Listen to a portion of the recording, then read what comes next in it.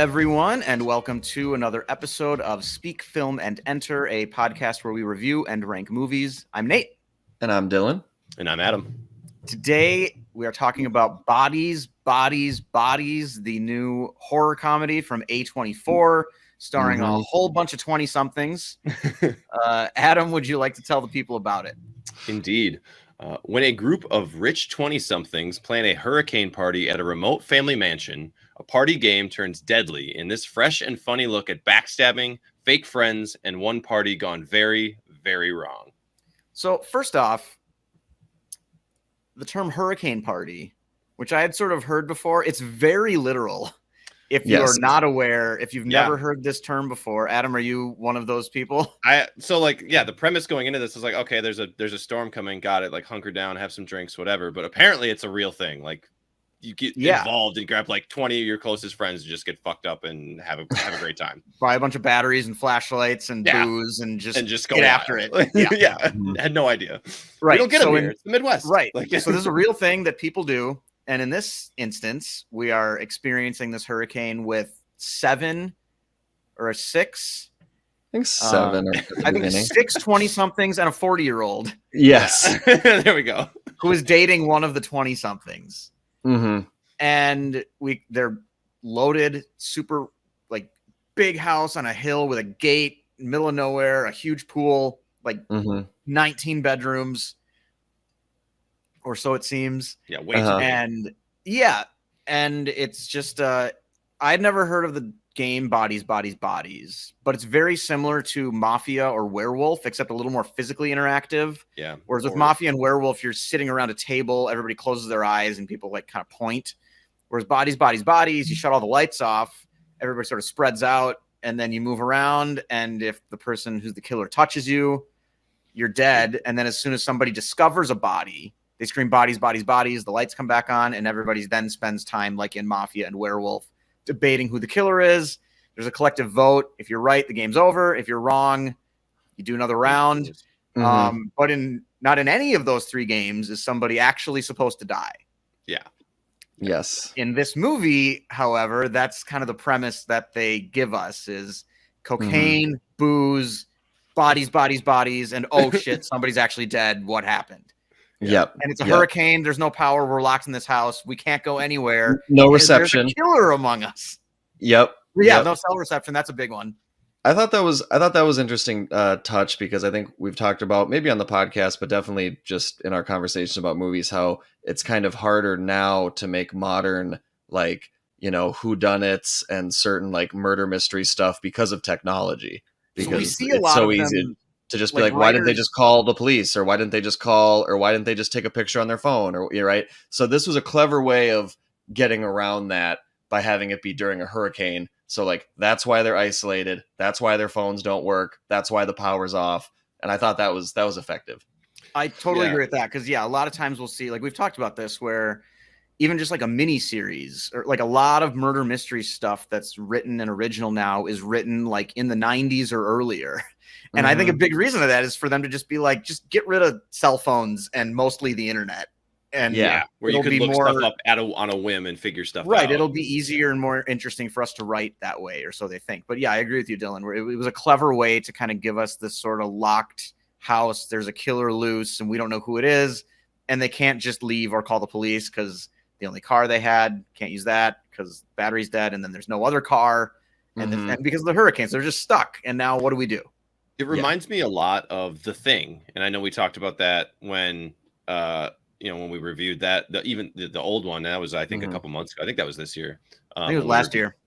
Last year, around Halloween. Yeah, you're stuck in like a remote location. You have all this stuff going wrong. There's a killer or something on the loose.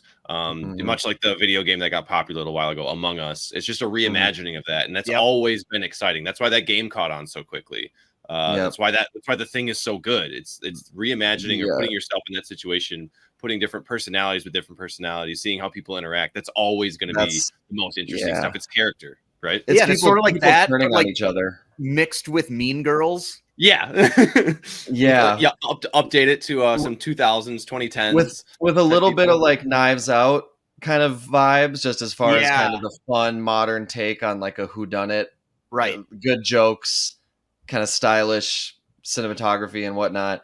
Yeah, it's a quick movie, and we were not going to be spoiling the ending. I know sometimes we do spoiler reviews on this show, but we've decided we don't want to spoil this for anybody. We don't even want to tempt somebody who hasn't seen the movie yet into hearing the ending from us and kind of cheating, because I've seen this twice, and you guys have each seen it once. And knowing the ending, for me, it was really fun to go back, just like it is with like Knives Out or any type of whodunit. But sometimes you can do that and go back, and the movie's less interesting. Yeah. But in this case, for me, I liked it better on a second viewing, and I enjoyed it the first time. But there were some things that kind of clicked into place for me thematically, and just kind of being able to watch how the characters interact with each other and knowing what it's leading to, what that like final reveal at the end is giving you. Yeah. I had a great time watching this a second time, and I will absolutely be watching this again once it's out on streaming at some point.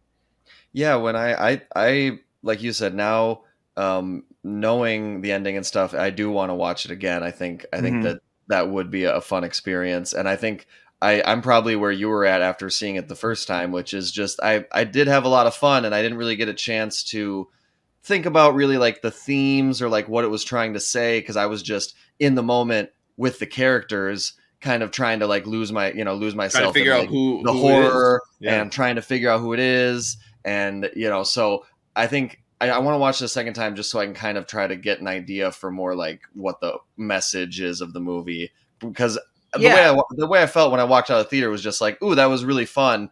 And there was like some funny moments, and like it was a good time. But I didn't really get a sense of like what the bigger theme was. So I kind of wanted to talk about that too. Like, do you think, because by itself, it just looks like a fun horror comedy with a lot of like up and coming young actors and actresses. Yep. There's sort of a funny, kind of scary at times whodunit with a bit of a modern take. I would say very modern. I feel like this movie very modern feels take. extremely 2022. The characters, the Gen Z, the internet obsessed, TikTok wannabe stars, and also the like the music and just the whole like vibe of that party is very much like 2022. Right. So what I wanted to bring up is, do you think there's more there, or do you think this is just kind of a surface level, like it's fun and I think there's more there. Right. And I've seen this twice now. I think there is, but I was curious what your guys' thoughts were after just seeing it once. Comments, whether it's like a mean comment or a joke comment, or it's the dialogue lines. Those are where like, and certain characters have like slightly different takes on, they're all rich kids, right? Each one of those has a different kind of perspective on like the rich kid experience, whatever you want to call that. And I think that's the informative part. That's the part that's talking about more of thematically, or more about society, or more about whatever. That's the deeper level right there. And there's a couple characters in particular I think that they focus on, and I think that's just hilarious. I think our main character, played by not Amanda, Maria Bakalova, I think I would call her the main character. I think that inclusion has a lot to say, and I think that's pretty fun. Yeah, I feel like she represented kind of like the viewer, because she's kind of the outsider, and like she's not as like cool and rich and like popular as the rest of the kids are.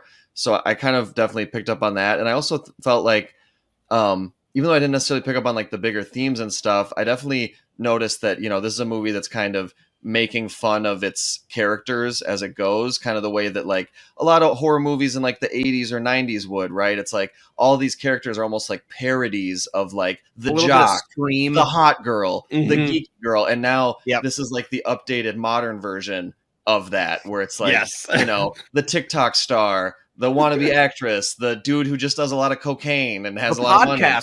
The podcaster, right?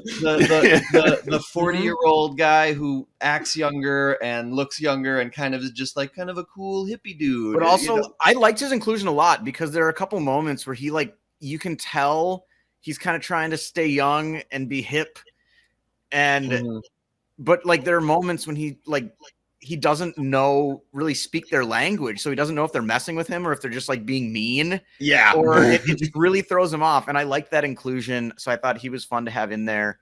But I think there's a lot more going on here than just the surface fun stuff, which I enjoyed. And I really picked up on it the second time, maybe even a little too much. Maybe some things that aren't there that I'm just kind of projecting, but which I've discussed with Dylan a little bit, but I can't say anymore. I think this movie's going to be prone to that, though, just based on the. I just can't bring that up without mentioning the ending. Yeah. So that's fair. I won't say any more on that, but I think it was effective for the most part in kind of diving deeper and, maybe like some political issues. I think that it kind of brings up as well, which again, I can't not getting into specifics or that might spoil some stuff, but.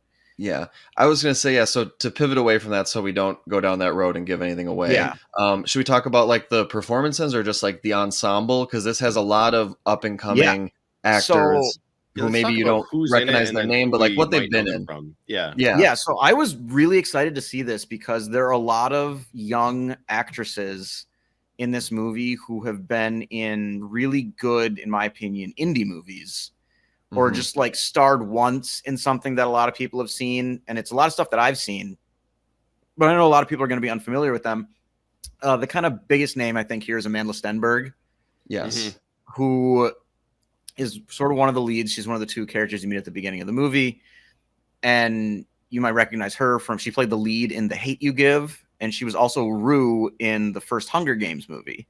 So she's been around a bit and in some bigger stuff than kind of some of the rest of them have. And then Maria Bakalova, who plays B, she was nominated, I believe, for Best Supporting Actress last year for her co-starring role in Borat 2. Yes. And this is a very different role. Yes. From what she did in Borat 2. And then you've got Rachel Sennott, who was maybe my favorite character in the movie in Alice.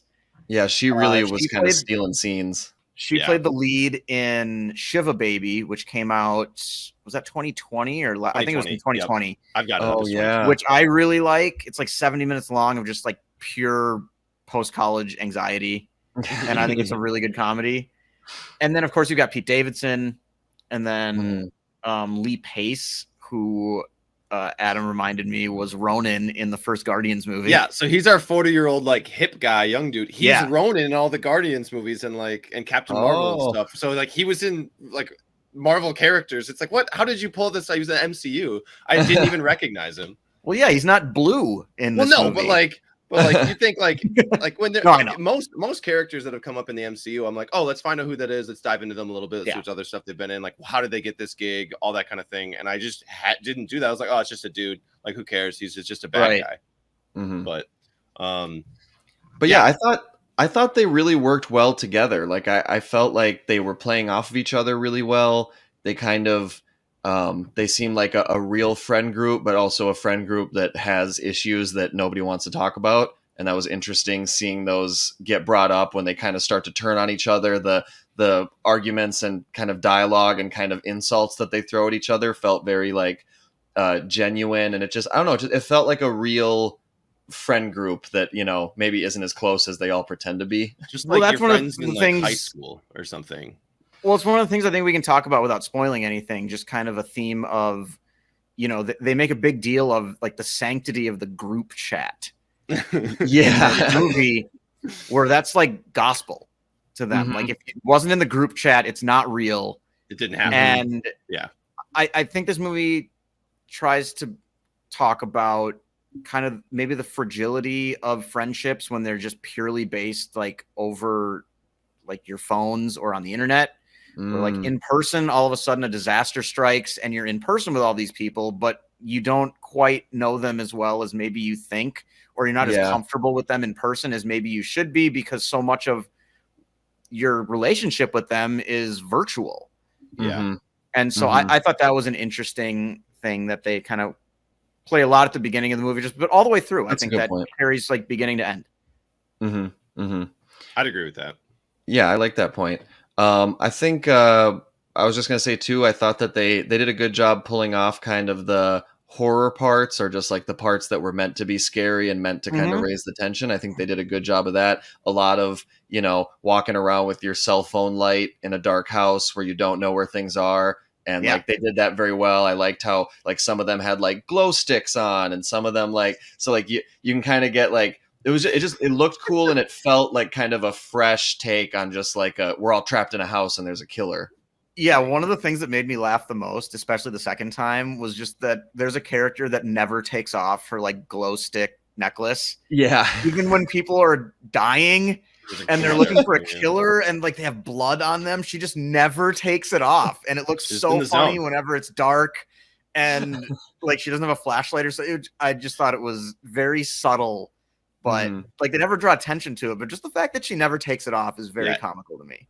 Yeah, I think there's a lot of little gags like that in this movie. Yeah, I think that's what can make it work. And again, we're going to try not to spoil any of those things, but that's I think half the allure, right? Is like it feels so relatable because it's something you or your friends would do. Definitely true. We've touched on a lot of things that we liked about this movie. Was there anything we wanted to mention that maybe just didn't work, or that maybe just holding it back from like a 5-star review? One sort of weakness I found, and I really like this movie, but one thing that I think they could have done better was I don't think they did a great job of really showing us or establishing the layout of the house. Yeah, agreed. There were a lot of times where I felt like there's a point at the end of the movie where like some people are moving around and there's a body at the bottom of the stairs, and like I didn't realize that the last half hour, like the scenes taking place in this one room, were a floor above that. Like I thought it was the same floor. Yep. And it's not like it necessarily matters that much, but it does feel a little jarring to just get to the end of the movie and realize like, oh, I didn't really know where anything was in relation to like where the rooms are, and like there's a body over here and then there's one in this other room, but apparently that's like upstairs or I felt a little lost. I felt it's definitely something like I think Knives Out obviously does pretty well because they kind of take you Knives on Out a little tour great of the house. Job of I also like this wasn't a good movie, but like Death on the Nile, where like everything is. It's not a great movie, but you can know the layout. I think that could have been accomplished in this movie easily by it's Pete Davidson's house in the movie. He could have been like walking room to room, like showing the new girl like where everything was or something like that. Right. Just like it could have. It's a very simple 30-second, maybe 1 minute little conversation you can have. And I would agree that it was a little bit disconcerting, or at least like, well, I thought we were here. Why are we over there? I thought this was there. Right. This is that. Yeah. And I also, for me though, that, and then, I probably if I see it again, it'll be more clear, but I was a little, when they explain kind of the dynamics of the group and like how Sophie relates to everyone else, like specifically the relationship between Sophie and David, because it was like, they're best friends, but then like they're talking about like her parents. And then I was like, oh, are they? So then for a second I was like, wait, are they like related? Are they like are they? Did they like date? Siblings? Like, because it was like, oh, they're just friends. But then it felt like they had a deeper bond than like the whole rest of the group did. I got the impression that because they make a point of saying that Amandla Stenberg and Pete Davidson's characters are like everybody's rich, but those two, their parents are like really, really rich. Yeah. So I got the feeling that their parents knew each other and they've known each other for like a really long time. Together. And there's a moment where they're talking about like, she wants him to vouch for her so she can like get her trust money back, or that's like what somebody thinks. It's never said by her, but I got the feeling that like, we're talking about kind of like levels of wealth, which you had mentioned earlier. I got the feeling that those two, their families were on another level entirely. Yeah. And there's another moment where like, she knows where something is in the house that like nobody else does. And then I was kind of like, oh, so she's lived here before? And then I was like, no, because they're just friends. And I don't know. There was just a little, I was not completely clear on what their relationship was. But I feel like if I watched it again, I'd probably pick up on it more. It's probably just because they're, you meet all these characters pretty much at once. Yep. Yeah. And that can be tough. And then completely, just a side note, and this isn't giving anything away, but the movie, the first time that we get to the house and we meet all of the characters besides Sophie and B, who are showing up to this party, they're all in the pool and they're all like underwater. And I definitely for a second thought that was like a hint that they were going to be like vampires or like the undead. Like I was like, oh, like, is this like a hint that they literally have just been hanging out underwater because like they can't die? And then I was like, because they were under there for a long time and we don't see them get in. It's just they were all just hanging out underwater. And I was like, it was a competition. Yeah, is this like a ghost house and everyone's actually like dead? So they're just bored and they hang out underwater because like why not? I don't know. But an interesting way to start the movie and to like kind of introduce all the characters. I thought that was. So yeah, spoilers. They're not vampires. No, Yeah, they're not. That's why. Yeah, or yeah, undead, they're or regular anything like kids. that. Ugh. Yeah. But yeah, no. Yeah. So I mean, I definitely thought this was fun, and this is a movie that I feel like really makes me want to rewatch it. I really wish this came out when we were in college. Like, how many times would we have watched this movie? How many times have we sure. had a party and played something like this, or Yeah. Right. Yeah, and this has a fun, like, you could watch it with a group, like when it comes out on streaming, throw it on in the background, like I don't know. Yeah, I feel like we would have watched this a lot, like before going to the bars. Yeah, it started at like 9 or 10 p.m. Yeah. Mm-hmm. Yeah, I feel like we would have played bodies at the bars. Like you get like you're blacking out, and you find one of your friends, you just slap them on the back, and you're like, all right, you're dead. We gotta go. Like, I mean, or the West Grand house was not nearly as big as this house, but it was an old house with those. We had that weird back staircase. Yeah, yeah. Yeah, we did have that weird back staircase. Yeah. Is there anything else, or should we get to the stars? Let's do it. We'll be right back with the stars.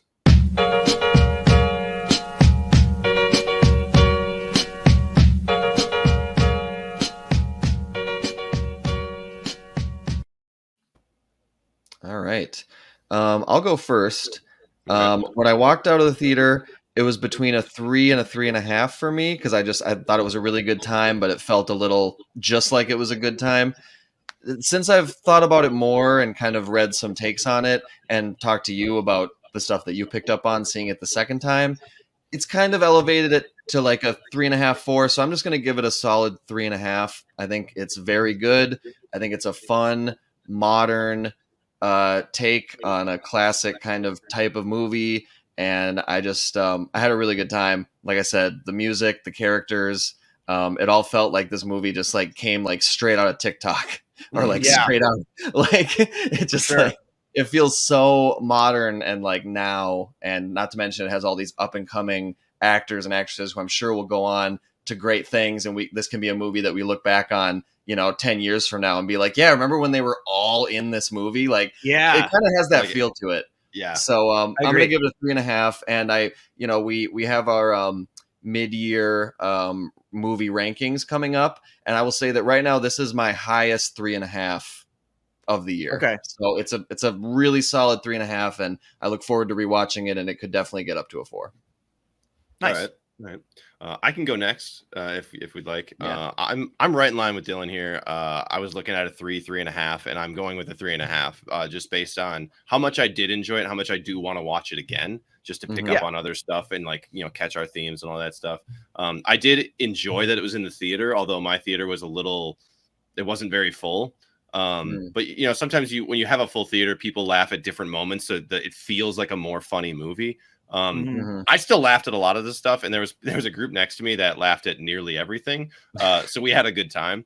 I definitely think like the comedy holds up in this movie. I think it will continue to hold up. It's not just going to be like, oh, it's a 2020 or 2022 movie where like it seems very current event style. It's gonna last a while. I just can't wait to see it again. So 3.5, and especially Rachel Sennott, Rachel Sennott and her humor and her character. I mean, that's going to hold up for sure. And just touching on the theater experience, me and Nate had an interesting theater experience, because we had one person in the front row who was literally on his phone just scrolling and watching videos, which is a level of not giving a shit that I haven't seen in a while. And there was like his mom or something was with him, and she got up like 70% through the movie and just talked to him for like a minute. Yeah, that in the middle of like on her way out. Yeah. And we also had there was a guy behind us who might be Pete Davidson's biggest fan. I was just gonna say we also had Pete Davidson. This is Pete Davidson's best movie. Right? We had the Pete Davidson super fan sitting right behind us, which was also interesting. That was very interesting to experience. So on to me. Mm-hmm. Yeah. And I was right where you guys are the first time I saw it, but then I saw it again and I liked it even more, so I bumped it up to a 4.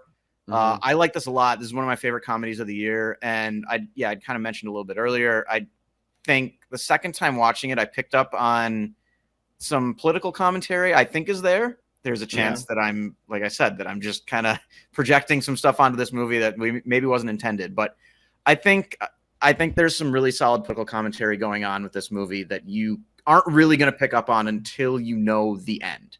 One of our friend Steve told me he thinks the end is what makes this a good movie, and I kind of agree.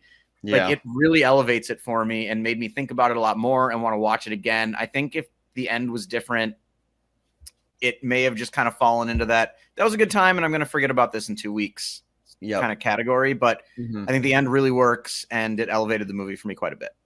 And we didn't mention this whole review, but this is also an A24 movie. So A24, I did say from A24 at the beginning, but we didn't mention it again after that. Yeah. But they're grabbing everything. They keep cranking out original, entertaining movies for the most part, and then some really weird ones. Sometimes they're one and the same. Listen, sometimes you got to make those to make these, or to make these to make those. Big facts. All right. Whose turn is it to put a wrap on the show? It is my turn. All right, take it away, Nate. I was in the hall. I know because I was there.